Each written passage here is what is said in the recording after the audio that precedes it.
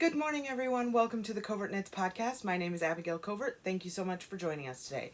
This is my podcast all about my knitting and adventures in yarn. So if that's your thing, thank you so much for stopping by. I am coming to you today from Omaha, Nebraska. It is Sunday, May 3rd. I just wanted to do a quick thank you to everyone who's stopped by and checked out the podcast.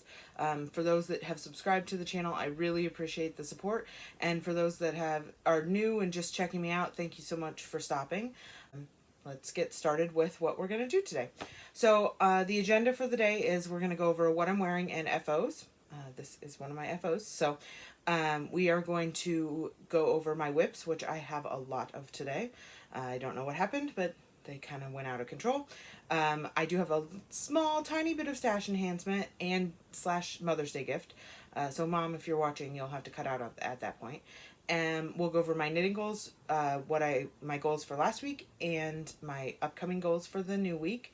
And then also, I want to chat a little bit about other podcasts that I'm enjoying and things that I think you guys might like as well. We're going to grab our trusty drink. Mine is, as always, my Diet Dr. Pepper.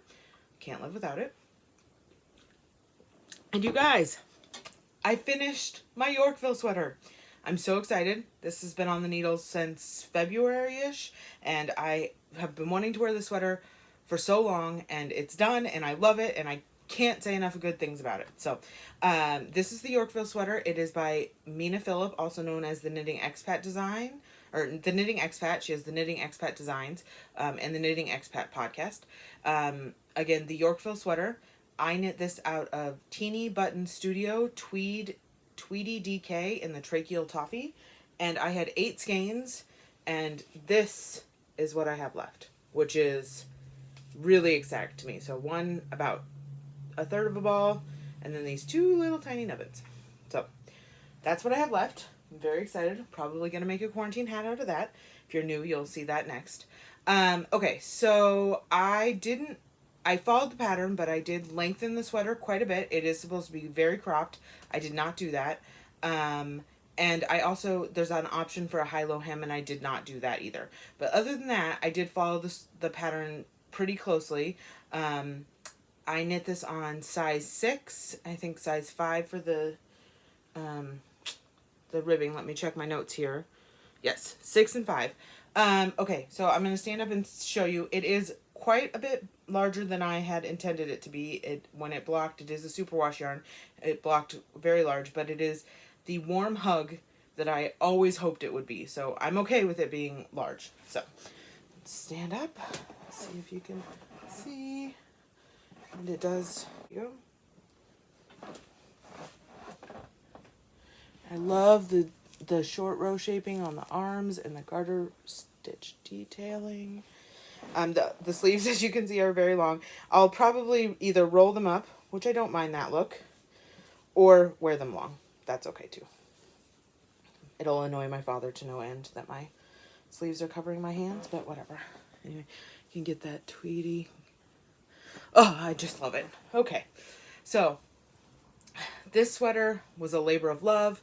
It was not difficult, but it had a repeat pattern that my brain during quarantine has not really wanted to memorize. So it did take some time, but I'm going to wear this so much. It's a little warm here in Nebraska to be wearing it right now, but going forward, this will be a sweater that I wear regularly. Fall, winter, spring, I will throw it on over everything. It's nice enough I can throw it on with my jeans at work. I can wear it on the weekends.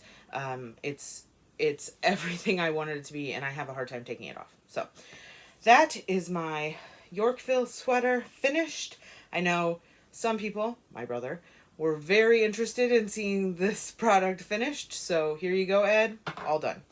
All right, let's move on to my second FO and final FO for the week. I did another quarantine hat, which are just a basic hat pattern by me. It's not even a pattern, it's a recipe that I have been doing during quarantine. I think this is the 7th or 8th hat I've done. I'm using all leftover yarns. This one is knit out of Malabrigo Rios. The colorways, the bottom one is Azul Profundo, and the top one is Diana, or Diana, if you're English speaking.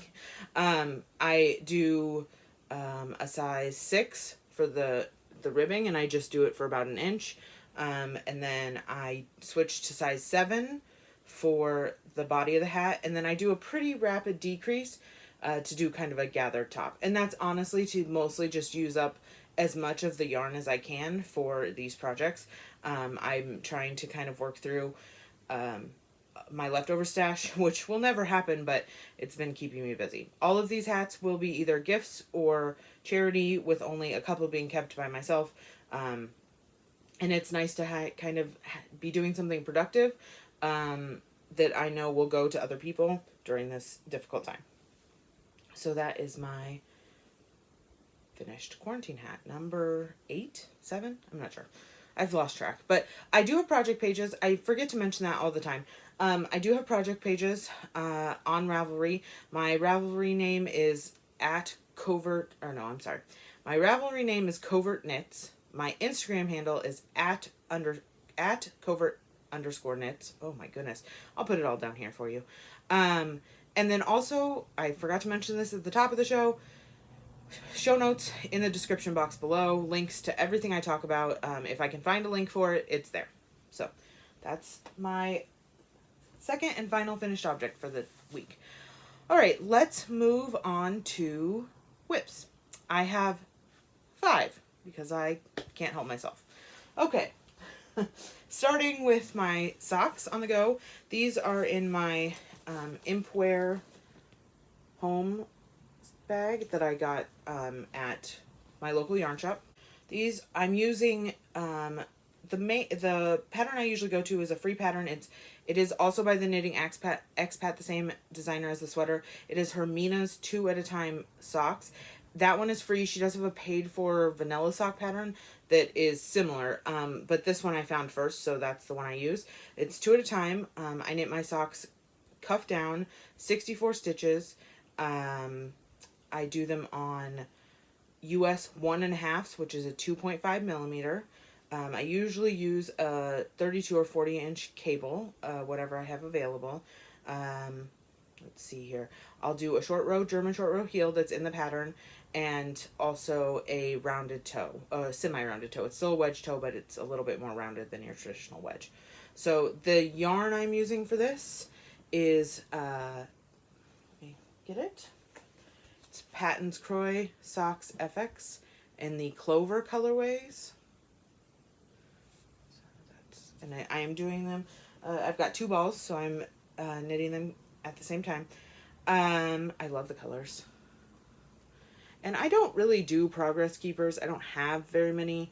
I have an issue with tiny little metal things. It's a whole thing. So I don't really have them, but I had just started the stockinette on the last podcast, so I've done all of this since the last time.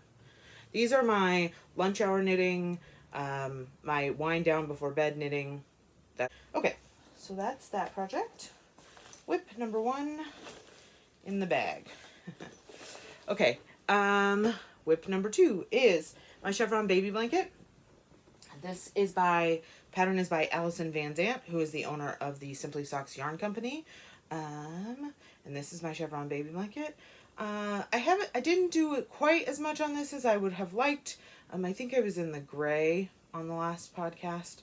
So the light gray, and I've now just started back up to the orange. So this one is knit out of Yarn Inspirations, Karen Big Cakes. And this is the honey glazed colorway. And I have 2 balls of this. So I'm just going to work through this. This is not for anyone specific. It is just an extra baby blanket to have on the needles. This is 100% acrylic. I like to use superwash or acrylic yarns for baby knits so that they are completely washable.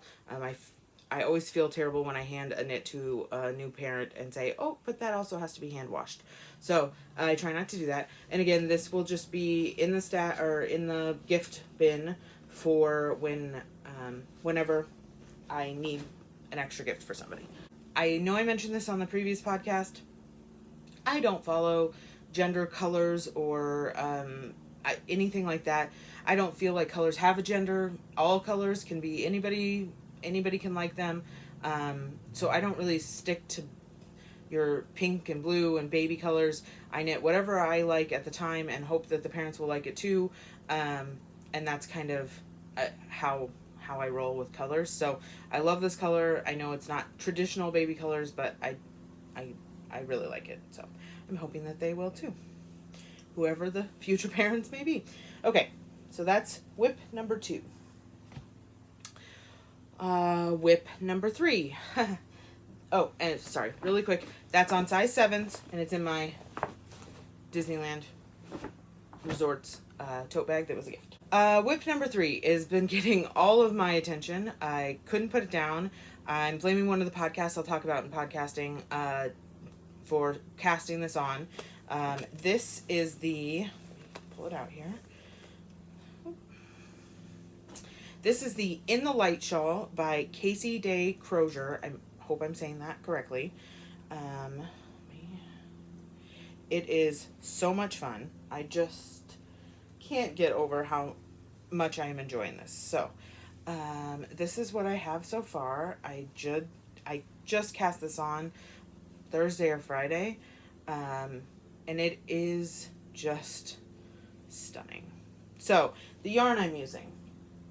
I am using Neighborhood Fiber Company in their Studio Sock Base, and the colors I am using, the blue, this is all I have left.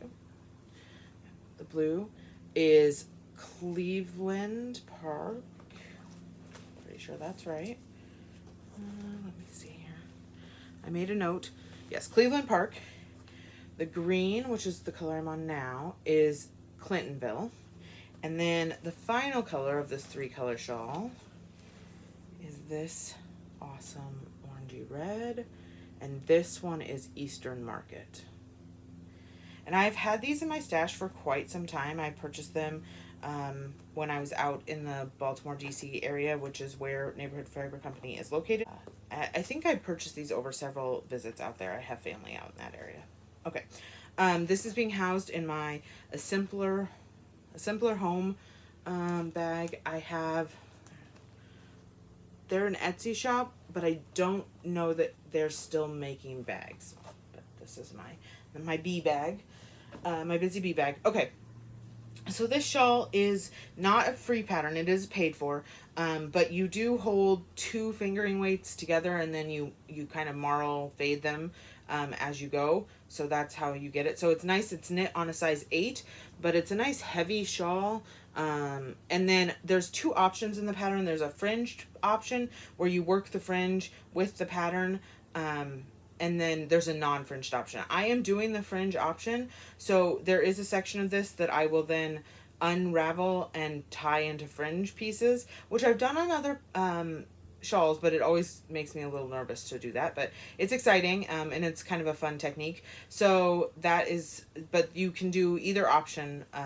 They're both included in the price of the pattern. So I just started, I'm on to just holding the green, my second color by itself.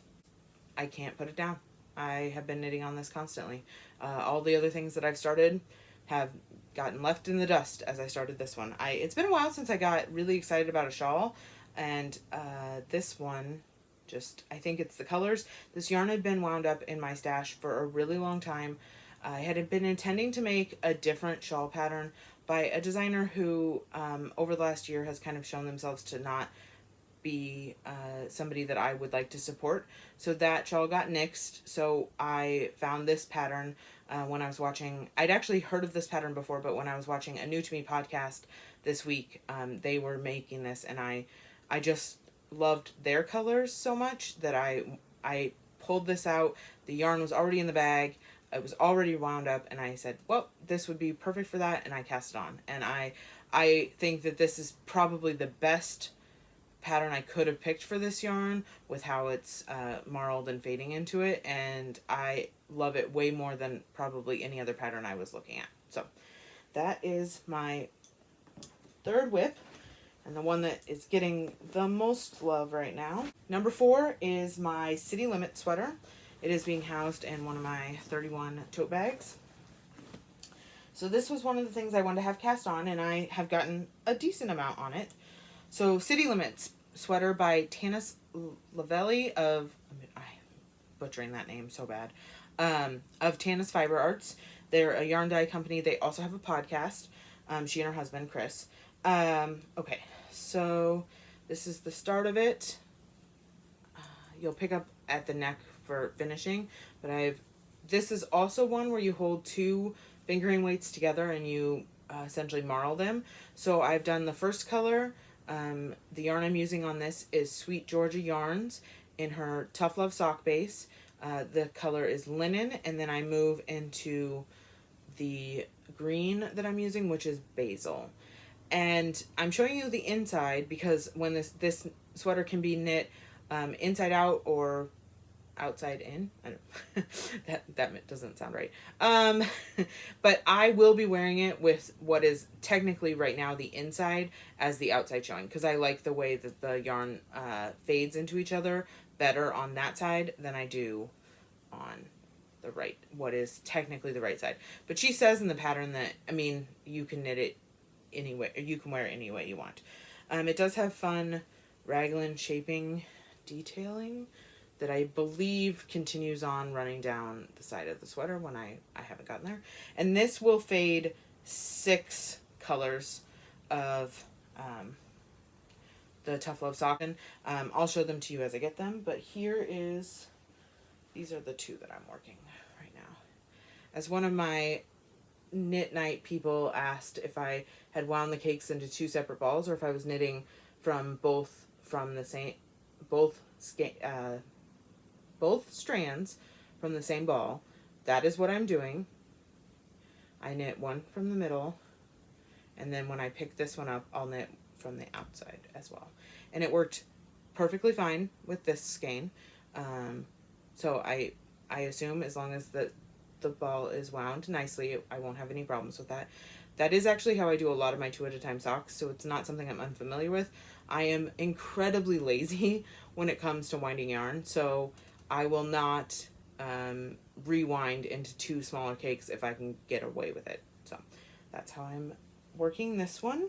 It's coming along. I'm enjoying it. The rows are getting a little bit longer, and I have to pay a little bit more attention to not only the raglan increasing, but counting the rows so that I know when to switch colors and fade to the next one, which is kind of just she actually gives you a formula in the pattern to figure that out in whatever size you're knitting, so, and however many colors you're using, which is really handy. All right, quick drink break. All right, let's see here. On to whip number 5, which is my final whip. This one is being housed in my Nanette Wake Studios bag. You can find her on Etsy. She weaves the fabric and then sews them into bags. She also dyes yarn. She does camera and guitar straps that are out of woven fabric. I always love the inside of the fabric that she picked here. Drawstring. I love this bag. I actually have another one of hers, a smaller size, so this is great. So this is my Mini-Montrealer, which is something I've knit one before. I've been wanting to cast on a second one for a while. I've had the yarn forever, and this is my cast on. It's on there. I started it like I said I was going to, but I didn't get very far. So the Mini-Montrealer is by Vincent Deslandes, known on Instagram and I think on his Ravelry as Designs by Dells with a Z.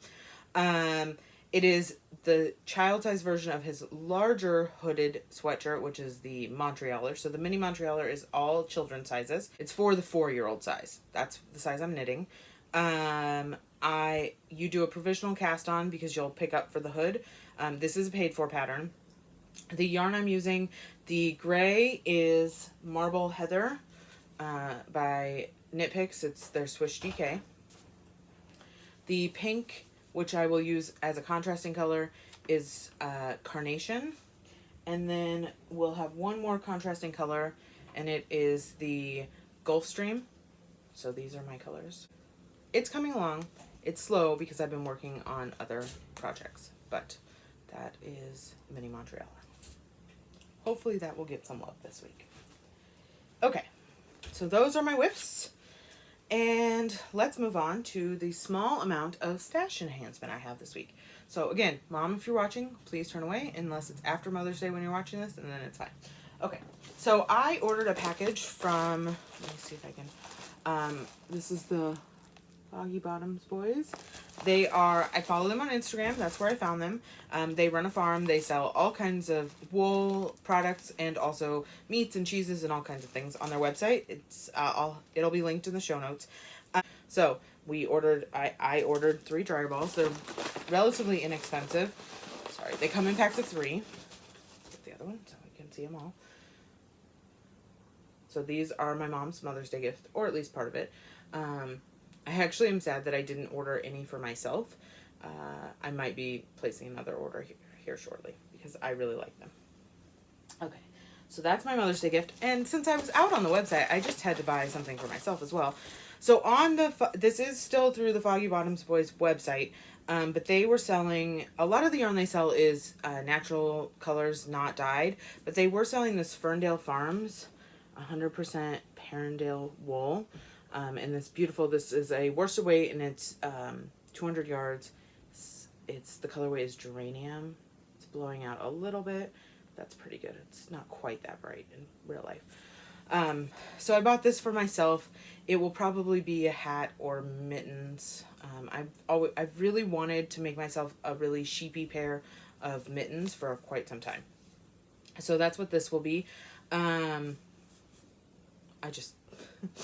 could you pass this up? So it was a special order. They don't have this yarn all of the time. It's not something that they carry on their website regularly, but they were posted on their Instagram, and when I went to go buy the dryer balls, they still had some, so I was able to get it. I got a handwritten note thanking me in the package and everything. This is not the first time I've purchased from them. I have a sweater's quantity of some of their undyed wool as well, and I one day will make that into a beautiful sheepy sweater. Okay, so that's my stash enhancement. I have ordered a couple of things this week. They probably won't be here for a week or two, but I will show them when I get them. So, knitting goals. Last week I had 4 goals. They were to finish my sweater, check. Cast on the city limits, check. Cast on the Mini-Montrealer, check. And work on the Chevron baby blanket, which is a check mark because I did do it, but I didn't get nearly as much done as I was hoping. So those were my goals for the week. I feel really accomplished that I met them all to some extent. I didn't get quite as much done because I got really excited about the In the Light shawl, but they all were met. So this week I only have 2. I do want to finish the In the Light shawl, which I don't think will be a problem because I can't put it down. And I really want to focus working on the Mini-Montrealer. That's my let's get this a little bit farther goal for the week. Ideally, I'd like to have it past the raglan increases. It's a child size sweater. It's not that difficult. I love the pattern. I just need to do it. But you know, sometimes when you've knit a pattern already, it's difficult to force yourself to kind of knit it again. I find I have that. I don't know if other people do. So we'll see what happens. But those are the goals. Finish the In the Light, work on the mini. Okay. So, final segment of the podcast today, we're going to talk about a few other podcasts. I watch tons of them, and I love so many, and I've had a few that I've just learned about in the past few months or weeks that I really want to share with you guys. Some of them are newer, some of them have been around for a while, and I'm really sad that I didn't know about them before. So I thought, if I didn't know about them before, maybe you haven't heard of them before. So I'm going to share with you a little bit about them, and hopefully you can check them out. Again, they'll all be linked below. So the first one is the Best Day Ever Crafting Podcast. It's with Trish and Arthella, and these ladies have my heart. I've been watching the podcast since early on when it was actually just Trish, and then about 15 episodes ago, Arthella joined her, and while I love just Trish, she's actually the one who inspired me to start knitting sweaters in my own size, and not just child size sweaters. Between the two of them, they love all things crafty. They are not just knitters. They crochet. They do stuff with the Cricut. They do the crafting planning stuff. They talk about cooking. They talk about all kinds of making. And they're sewists. They're really amazing women, and watching them always brings a smile to my face. So if you are looking for an interesting podcast with all different kinds of making, I would definitely suggest checking out the Best Day Ever Crafting Podcast on YouTube. Okay, so that's number one. The second one is a new to me podcast. She's got just a handful of episodes out, and she hadn't podcasted for a while, but then I noticed this past week she podcasted again. It is Bruja de Lana. It used to be the Woolen Witch with a Y, podcast, but it's now Bruja de Lana. It's Nina. Her podcasts are relatively short and quick, kind of like that. They're usually under 20 minutes, which is nice. They're just a little snapshot of what she's working on. She also talks a lot about what she's reading, which I find really interesting, and natural hair care, which is not something that I need per se for myself, but I do find it interesting. She is very funny. She's very smart. I like what she does with patterns and kind of making them her own. So that's always fascinating to me, because I am usually a rule follower and a pattern follower. I don't tend to do anything except maybe extend the length of a pattern, but she does all kinds of things. So I really like that about her podcast, and I'm really glad that she's back to podcasting. So Bruja de Lana, YouTube podcast, linked in the show notes. The third podcast I'm going to talk about is the Chevron Stuff podcast. And man, let me tell you, this lady, she is funny. If you are looking for a funny podcast and swearing does not offend you, this is the podcast for you. I love her. I love her style. We actually don't have a ton in common, but there's just something about her that doesn't really matter. I feel like I could still be friends with her. And she is actually, I'm binge watching her older episodes. She's the one that was knitting the In the Light shawl. She's the one that got me started on that. So I'm blaming her. She is out of Indiana. I don't know if I said, but the Best Day Ever Crafting podcast is out of Maryland. The Bruja de Lana is the Pacific Northwest. I'm not sure exactly where she is. And then Chevron is Indiana. And I really like Chevron stuff. It's funny. It's entertaining. I'm over halfway through binge watching old episodes. Oh, that is the third one, Chevron's podcast. Her name is Chevis. Sorry, she goes by Chevron, but Chevis. That one's great. Again, swearing quite a bit, drinking, big thing on her podcast. So if those are not your cup of tea, she is not a podcaster for you. But if they are, and they are for me, she's where it's at. And the fourth podcast I want to talk to you about is actually an audio podcast. It is my friend Jen's podcast. Jen and her friend Julie. It's Maine Yarn, Maine like the state, Maine, Yarn. Part of the reason I'm telling you about this is because it's a great audio podcast, but also they interviewed me on their most recent episode, which is episode 40. Again, it can be found on iTunes or through the link below in the episode. And it's not really an interview, more as they just had me join them on their podcast and chat a little bit about my podcast and my Omaha Knit Night group, which is actually how I met Jen. She works for a company here in Omaha, so she travels to Omaha, or did prior to quarantine, and would join us for knit nights sometimes, and that's how I met her. Jen is also the owner of the Knitwit Yarn Shop in Portland, Maine. So if you're looking for a good yarn shop, they have actually just recently gotten all of their inventory online.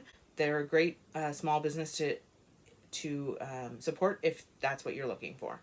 So that is the Maine Yarn podcast. I had a great time chatting with those ladies. I hope that we can do it again soon. I really enjoyed their podcast. I really enjoy their style of podcast, and they're actually the only audio podcast that I listen to regularly. I never really think of knitting podcasts or fiber related podcasts as audio, but theirs is, and it's really good. So if you're looking for something, that episode is up on iTunes and at the link below if you're interested. Okay, I hope wherever you are, whenever you're watching this, you have a fantastic week, and I will see you soon. Bye!